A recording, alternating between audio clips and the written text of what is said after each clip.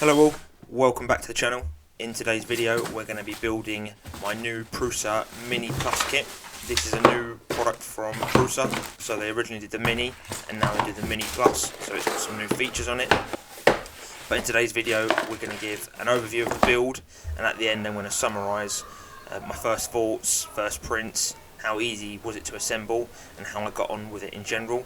I'm completely new to 3D printing, so hopefully this will give anyone who's actually thinking about it or interested in getting one of these a good idea of what's involved. But enjoy the video and then we'll catch up at the end once this thing's built.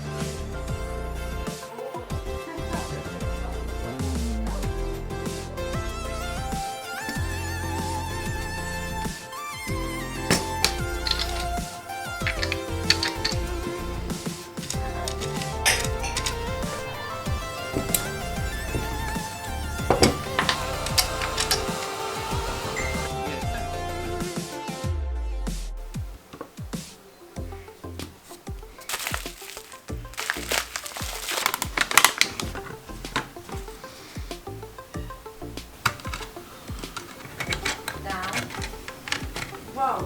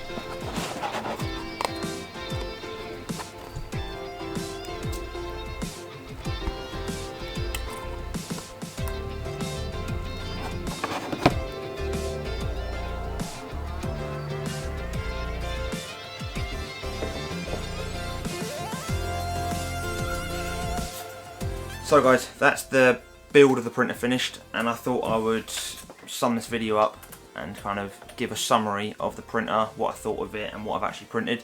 So you saw we started with the Prusa logo, just the standard print that comes in the kit. We also ran a benchy in black Galaxy Prusa mint, I want to say. Came out really nice, you can see the detail there, and I'll also drop some more detailed shots in. We also ran the whistle, worked perfectly, and then my most recent print, which didn't go so well, was a phone holder. So I pulled this off the Prusa 3D like parts storage where everyone uploads their prints, pulled it off there, sliced it with a 20% infill, pretty standard settings. It was an 8-hour print with an hour left to go. Unfortunately we lost power, so I accidentally unplugged the power cable and it stopped the printer dead in its tracks. I think with these minis you can't actually recover the prints. On the bigger model, the Mark III S, it's got a recovery feature which would have been perfect in this time, because you can just hit the button again and it will pick up where it left off. So yeah, we learnt our lesson there to always make sure the power cable was plugged in and out the way, and just think before you unplug stuff pretty much. Silver lining is I've got a half-made part and I can look at the infill and kind of understand how this thing actually works. It's really impressive. Like I say, for a budget entry machine, I'm getting some really high quality prints straight off it. Overall though, I think building it, the instructions were clear, we had spare parts, it went together nicely. I did it over a few days, obviously filming it took a bit longer. But yeah, really impressive, can't complain.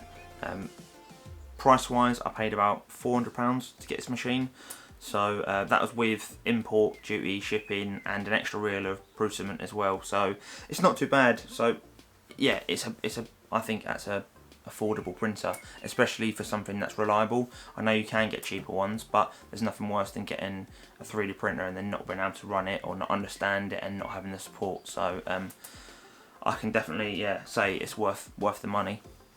Aside from that, yeah, if you're building one yourself or you want any more information or you just have some questions, drop a comment below and I'll get straight back to you. Yeah, I've got a full video of building it, so if you need any more detail or a hand putting it together, I'm more than happy to help. Aside from that, I hope you guys have enjoyed the video. I'm going to drop a few clips pulling off some other parts I did just at the end, which I'll print after this, just to give you a bit more information of what I've printed straight off this printer. But yeah, I hope you've enjoyed the video. I always appreciate a like, and even better if you can subscribe, that'd be brilliant. And then I'll catch you guys in the next one. Take it easy.